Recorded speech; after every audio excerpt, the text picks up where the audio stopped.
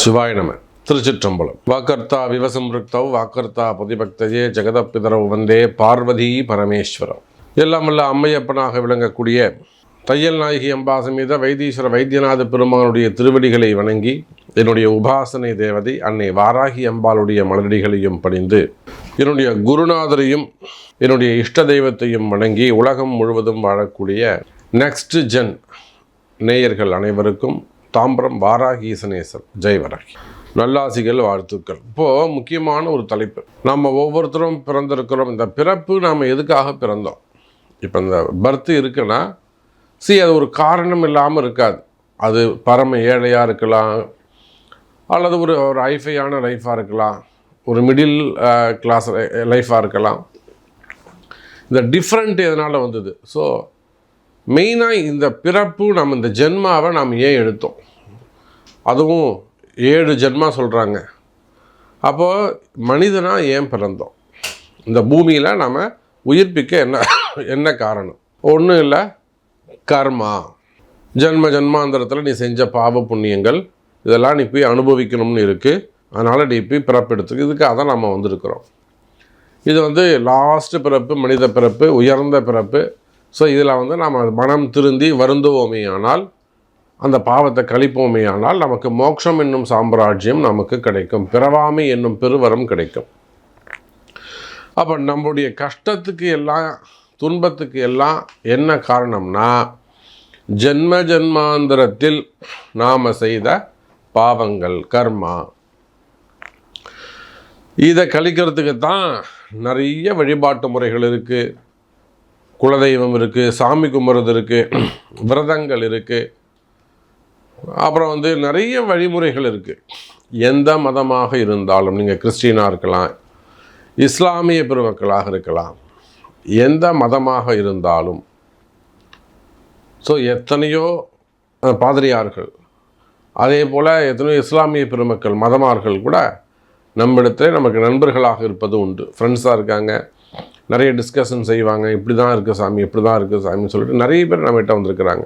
So நிறைய பாஸ்டர்ஸ்லாம் அவங்க கமிட்டியில் இருக்கக்கூடிய ப்ராப்ளம், அதாவது போட்டி பொறாமைகள், இதெல்லாம் நம்மகிட்ட வந்திருக்கிறாங்க. அப்போ இந்த பாவகர்மா அப்படிங்கிறதுக்கு மதம் ஒரு தடை இல்லை. அது மனிதன், அவ்வளோதான். ஆணாக இருக்கலாம், பெண்ணாக இருக்கலாம், இவ்வளோதான் வித்தியாசம். வேறு எந்த அதுக்கு கேஸ்டோ மதமோ முக்கியமில்லை. இந்த பாவகர்மா 60 வயசு ஆகிடுச்சு, 70 வயசு, 60 வயசுக்கு மேலே தான் பயமே வரும். மினிமம் 50. இந்த பாவகர்மாவை நம்ம துச்சமா இல்லையா, கிளியர் பண்ணமா இல்லையா? சரி, இது எங்கே போனால் கிளியர் ஆகும்? ஒருத்தர் வாழ்க்கையில் ரொம்ப கஷ்டப்படுறாரு, இது எங்கே போனால் சரியாகும்? இது எங்கே போனால் இந்த பிரச்சனை தீரும்? இந்த பிறவிக்கு நாம் எங்கே போகணும்? ஏன்னா ஒரு மண்ணுக்கும் உங்களுக்கும் ஒரு சம்பந்தம் இருக்கும். ஒரு இடத்துல போய் நீங்கள் வீடு வாங்குறீங்கன்னா சும்மா மட்டும் இல்லை, அந்த இடத்துக்கும் உங்களுக்கு ஒரு கனெக்டிவிட்டி இருக்கும், நெட்வொர்க் இருக்கும். அது இருந்தால் தான் நீங்கள் அந்த இடத்துல போய் வசிக்கவே முடியும். அப்போ முன்ஜென்ம பாவம் தீர நீங்கள் போக வேண்டிய இடம், கோவில், செய்ய வேண்டிய பரிகாரம், வணங்க வேண்டிய தெய்வம், இது என்னங்கிறத பார்க்க போகிறோம். வாருங்கள். ராசி அன்பர்களே, இப்போ உங்கள் ராசி அப்படின்னு எடுத்துக்கிட்டோம்னா, இதில் சனியுடைய நட்சத்திரம் இருக்குது. இது பூசம். சனியுடைய நட்சத்திரம் பூசம் இருக்குது. அதோட கூட ஆயில்யம் புதனுடைய நட்சத்திரம் இருக்குது. ஒரு பாதம் குருவுடைய நட்சத்திரம் புனர்பூசம் இருக்குது. அப்போ புனர்பூசம் ஒரு பாதம், பூசம் 4, ஆயில்யம் 4. சனி புதன் காம்பினேஷன். இந்த கடகராசி அன்பர்களால் கடன் வாங்காமல் இருக்கவே முடியாது. ஒன்று கடன் வாங்கியிருப்பாங்க, இல்லைன்னா யாருக்காவது கடன் பட்டு இருப்பாங்க. இப்போ நான் உனக்கு கடன் பட்டிருக்கேன்ப்பா, இதான் நான் உனக்கு செய்யணும்ப்பா, அந்த மாதிரி கடன் பட்டு கர்மா அதிகம் வேலை செய்யக்கூடிய இடம். இந்த கடகராசியில் பார்த்திங்கன்னா கடன் பட்டு இருப்பார்கள்னால் இப்படி சொல்லலாம். ஒரு உதாரணம் சொல்லலாம். இப்போ நம்ம ஆந்திர முதலமைச்சர் சந்திரபாபு நாயுடு இருக்காங்க, அவங்க ஆயில்ய நட்சத்திரம்னு வச்சுக்கோங்க. அவர் எப்படி அரசியலுக்கு வந்தார்? அவங்களுடைய மாமா யாருங்க, என்டி ராமராவ், அவங்க சிஎம்மாக இருக்கும்போது அவங்க வழிகாட்டுதல், எனக்கு அப்புறம் இவன் தான்ப்பா கட்சிக்கு, இவன் தான்ப்பா அடுத்த தலைவர் உங்களுக்கு அப்படின்னு அவர் அடையாளம் காட்டப்பட்டார். அப்போது சந்திரபாபு நாயுடு என்ன சொல்லுவாருங்க, சார் நான் என்றைக்கும் எங்கள் மாமாவுக்கு கடமைப்பட்டு இருக்கிறேன், அவர் கொடுத்த வாழ்க்கை இது. புரியுதுங்களா? இதை போல் கடகராசி அன்பர்கள் அனைவரும் ஒருவருக்கு கடன் பட்டவர்களாக இருப்பாங்க. அந்த மாதிரி இல்லைன்னா இண்டிவிஜுவலாக வந்தாங்கன்னா கடன் வாங்கியிருப்பாங்க. இவ்வளோதான் சப்ஜெக்ட். சனி புதன் காம்பினேஷன் புரியுதா? நிறைய ஏற்ற இறக்கங்களை சந்திக்கக்கூடிய ஒரு ராசி, அதிக கஷ்டங்களை மனசில் சுமக்கக்கூடிய ஒரு ராசி. சரி, இந்த கடகராசி வணங்க வேண்டிய தெய்வம் எது? சனி புதன் குரு. சார் இது முக்கியமான ஒரு விஷயம். குரு உச்சம் பெறுகின்ற ஒரு ராசி, குரு உச்சம் பெறுகின்ற ஒரு ராசி. அப்போ இவ்வளோ மகிமை, இவ்வளோ மகத்துவம் இருக்குது. அப்புறம் ஏன் சார் இந்த கடகத்துக்கு கஷ்டம் வருது? அதுதாங்க கர்மா. இந்த கர்மாவை கண்டுபிடிக்கிறதுக்கு தானே நான் உங்களுக்கு இவ்வளோ பாடுபடுறேன். இந்த கர்மாவை தொலைக்கிறதுக்கு தானே நான் உங்களுக்கு இப்போ இவ்வளோ பாடுபடுறேன். அப்போ நீங்கள் வணங்க வேண்டிய தெய்வம் சிவபெருமான். அது சந்திரனுடைய வீடு. அம்பாளுடைய ஆதிக்கம் அங்கே அதிகமானதாக இருக்க வேண்டும். எப்படி? அம்பாளுடைய ஆதிக்கம் அதிகமாக இருக்க வேண்டும்.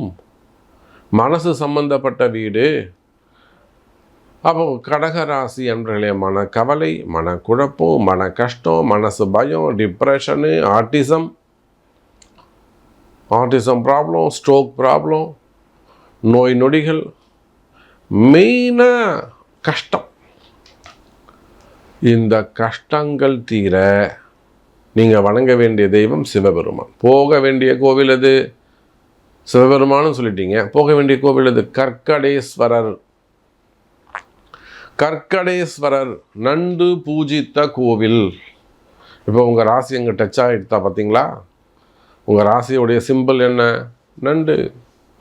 நண்டு பூஜித்த கோவில் கற்கடேஸ்வரர் எங்கே இருக்குது? கும்பகோணம். கும்பகோணத்துலேருந்து திருவையாறு போகிற வழி, இல்லை திருவாரூர் போகிற வழி. திருவிசைநல்லூர், அதாவது அது திருத்தேவன்குடின்னு ஒன்று. அங்கே நிறைய தேவன்குடி இருக்குது. நீங்கள் திருத்தேவன்குடின்னு கேட்கணும். அதெல்லாம் நீங்கள் உங்களுக்கு கஷ்டம். கும்பகோணம் போயிடுங்க, திருவிசைநல்லூர்னு கேளுங்க. நீங்கள் காரில் போகிற மாதிரி இருந்தால் திருவிசைநல்லூர் அப்படின்னு லொக்கேஷன் போட்டுக்கோங்க. அந்த ஊரில் போயிட்டு கேட்டிங்கன்னா அங்கே தான் ஸ்ரீதர் ஐயாவல் இருக்காங்க. கங்கை பொங்கி வரக்கூடிய அற்புதமான ஒரு குருநாதர். அந்த பஜனை சம்பிரதாயத்தில் மும்மூர்த்திகளில் ஒருத்தர். அதனால் அது நம்ம தனி சப்ஜெக்ட், அப்புறம் பேசுவோம். அப்போ கடகராசி அன்பர்களே, நீங்கள் வணங்க வேண்டிய தெய்வம் சிவபெருமான். போக வேண்டிய ஆலயம் கற்கடேஸ்வரர். என்றைக்கு போகணும்? இதுதான் முக்கியம். நான் அன்றைக்கி ஏற்கனவே போயிருக்கேன், நிறைய பண்ணியிருக்கேன். என்றைக்கு போகணும்? எந்த நட்சத்திரத்தில் போகணும்? நீங்கள் பிறந்த நட்சத்திரத்தில் போக வேண்டும். உங்கள் ஜென்ம நட்சத்திரத்தில் போக வேண்டும். சரி, அன்றைக்கி போக முடியல சார். சதுர்த்தி, அஷ்டமி, சதுர்தசி, இந்த 3 திதியில் போகலாம். சதுர்த்தி, சதுர்தசி, அஷ்டமி 3 திதியில் போங்க. இல்லைனா ஜென்ம நட்சத்திரத்தில் போங்க. இதுவும் முடியல, பிறந்த கிழமையில் போகலாம். இதுதான் சார் ஜோதிட ரகசியம். இது இப்படி பார்த்தா தான் உங்களை ஜெயிக்க வைக்க முடியுதெல்லாம் ஜோதிட ரகசியம். உங்களை வெற்றியாளராக மாற்றுவதற்கு ஒரு கஷ்டம் இருக்குன்னா அவனை காப்பாற்றணும்னா நம்ம என்ன செய்யணும்? டிஃப்ரெண்ட்டாக பார்க்கணும். உங்களை ஜெயிக்க வைக்க இந்த 3 விஷயத்தில் 3 நாளில் போங்க. ஜென்ம நட்சத்திரம், பிறந்த கிழமை அல்லது திதியில் போங்க. அங்கே போய் என்ன செய்யணும் பின்னாடி சொல்கிறேன். அப்போது கற்கடேஸ்வரர் வணங்க வேண்டிய தெய்வம் சிவபெருமான். நண்டு பூஜித்த ஸ்தலம். ஒருவேளை என்னால் போக முடியல சாமி, நான் லாங்கில் இருக்கேன், வெளியூரில் இருக்கேன், வெளி மாநிலங்களில் இருக்கிறேன் அப்படின்னு சொன்னீங்கன்னாக்கா நிச்சயமாக வேண்டும் எனில் உங்களுக்கு நாங்கள் ஹெல்ப் பண்ணுறோம். அந்த தேவையான பூஜைகளை செஞ்சு கொடுக்குறோம். இப்போ உங்களுக்கான பரிகாரம் அப்போ செய்ய வேண்டிய பரிகாரம் என்னங்க செய்யணும் சார்? நீங்கள் எந்த ராசியாக இருந்தாலும் எந்த கோவில் போனாலும் அந்த கோவில் ஐயருடைய நம்பரை முன்னாடியே வாங்கி வச்சுக்கோங்க. ஏன்னு கேட்டிங்கன்னா, சிலதெல்லாம் கிராமத்து கோவிலாக இருக்கும்.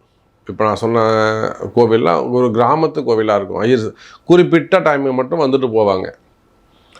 அப்போ அந்த ஐயரோட நம்பரை வாங்கிட்டு, நாங்கள் இந்த நட்சத்திரம் இத்தனாம் தேதி வரோம், இல்லை இந்த கிழமையில் வரோம், நீங்கள் அவைலபிளாக இருப்பீங்களா அப்படின்னு முன்கூட்டியே அவங்கள்ட்ட பேசி வச்சுக்கோங்க. எவ்வளோ செலவாகும் எல்லாமே நீங்கள் அவங்கள்ட்ட கேட்டு வச்சுக்கோங்க. உங்களுக்கு என்ன உதவி வேண்டுமோ கேளுங்க, நாங்கள் சப்போர்ட் பண்ணுறோம். ஐயருடைய நம்பர் வேண்டும்னா தரோம். அப்படிலாம் உங்களால் நீங்கள் லாங்கில் இருக்கீங்க, வெளி ஊர்களில் இருக்கீங்க, வெளி மாநிலங்களில் இருக்கீங்க, வெளிநாடுகளில் இருக்கிறீங்க, ஒரு கன்னியாகுமரியில் இருக்கிறீங்க, நீங்கள் வந்து கும்பகோணம் சைடு வந்துட்டு போனோன்னா உங்களுக்கு கஷ்டம். இல்லை அப்படி அந்த புரிசை சைடு வரணும்னா உங்களுக்கு கஷ்டம். நீங்கள் வந்துட்டு போகிறதுக்கே 4000 ரூபா செலவாயிடும். அப்போ அந்த 4000 ரூபா நீங்கள் மணி ஆர்டரோ இல்லை வந்து ஜிபேவோ பண்ணிங்கன்னா நீங்கள் உட்காந்துட்டுலேயே அந்த பூஜையை பண்ணி கொடுத்துடலாம். ஸோ இந்த மாதிரி சின்ன சின்ன ஹெல்ப்பு. இல்லை சாமி நான் நேரில் தான் வரணும், தாராளமாக உங்களுக்கு அந்த கூகுளில் எல்லா கோவில் நம்பரும் கூகுளில் போட்டிங்கன்னா லொக்கேஷன் கிடச்சிரும். எங்களோட சப்போர்ட் உங்களுக்கு தேவைப்படாது. இல்லை முடியல, ஏஜ்டு பர்சனாக இருக்கீங்க, நான் சொன்ன மாதிரி லாங்கில் இருக்கீங்கன்னா நிச்சயமாக நாங்கள் உங்களுக்கு சப்போர்ட் பண்ணுறோம், அந்த அபிஷேகம் பண்ணி தரோம். சரி, பரிகாரம் என்ன செய்யணும் சார்? இங்கே எந்த கோவிலுக்கு போனாலும் அந்த சிவனுக்கோ அந்த தெய்வத்துக்கு ஒரு அபிஷேகம், மகா அபிஷேகம் செய்யலைனா கூட ஒரு பால் அபிஷேகம், மினிமம் ஒரு பால் அபிஷேகம், ஒரு அபிஷேகம் பண்ணி ஒரு வாசனை புஷ்பம் சாத்தி அந்த தெய்வத்துக்கு உரிய இலைகளால், சிவனாக இருந்தால் வில்வம், முருகராக இருந்தால் நொச்சி இலை, அப்புறம் பெருமாளாக இருந்தால் துளசி, இந்த மாதிரி அந்த தெய்வத்துக்குரிய இலைகளால் சகஸ்ரநாம அர்ச்சனையும் செய்ய வேண்டும். புரியுதுங்களா? சகஸ்ரநாம அபிஷேகம் பண்ணணும், சகஸ்ரநாம அர்ச்சனை கண்டிப்பாக செய்யணும். 27 தீபம் ஏற்ற வேண்டும். 27 நெய் தீபம் ஏற்றி, நெய் தீபம் அல்லது நல்லெண்ணெய் தீபம், வேறு எதுவுமே ஏற்றக்கூடாது. அந்த பஞ்சதீபம் என்ன, சென்ட்டு வச்செண்ணெய், வாசனை என்ன, அதெல்லாம் எதுவுமே வேணாம். ஒன்று ஆவின் நெய் வாங்கிக்கோங்க, அப்படி இல்லாட்டி நார்மல் செக்கு எண்ணெய் வாங்கிக்கோங்க, அவ்வளோதான். 27 தீபம் ஏற்றணும். 27 முறை அந்த கோவிலை வலம் வர வேண்டும். 27 தீபம், 27 சுத்து. சக்கரை பொங்கலும் லெமன் சாதமும் நைவேத்தியம் பண்ணணும். இல்லை அந்த கோவிலுக்கு ஏற்ற மாதிரி, பெருமாள் இருந்தால் புளி சாதம் போடுங்க, முருகர் கோவிலாக இருந்தால் லெமன் சாதம் போடுங்க, சிவன் கோவிலாக இருந்தால் தயிர் சாதம் போடுங்க. ஆனால் சக்கரை பொங்கல் கண்டிப்பாக இருக்கணும். அப்போது 27 ஒரு அபிஷேகம் முடிச்சுட்டு ஒரு சகஸ்ரநாம அர்ச்சனை, 27 தீபம், 27 சுத்து, பிரசாத விநியோகம், ஒரு நமஸ்காரம். இதில் கோவிலில் சாமி அபிஷேகம் பண்ணும்போதோ, நட சாத்தி இருக்கும்போது, திரை போட்டு இருக்கும்போது நீங்கள் சுற்றக்கூடாது, விளக்கேற்றக்கூடாது. ஓப்பனில் இருக்கும்போது தான் நீங்கள் இதை செய்யணும். ஸோ இதுதான் உங்கள் பரிகாரம். இதை செய்து பாருங்கள். ஒரு முறை அந்த ஆலயத்துக்கு சென்று வாருங்கள். இது ஒன்றும் பெருசாக செய்ய முடியாத விஷயம் கிடையாது. உங்களுக்கான ஒரு அரிய வாய்ப்பு. முயற்சி பண்ணுங்கள். இதனால் உங்கள் நன்மை நடக்கும் என்றால் எங்களுக்கு அது சந்தோஷம். ஜெய் வராகி.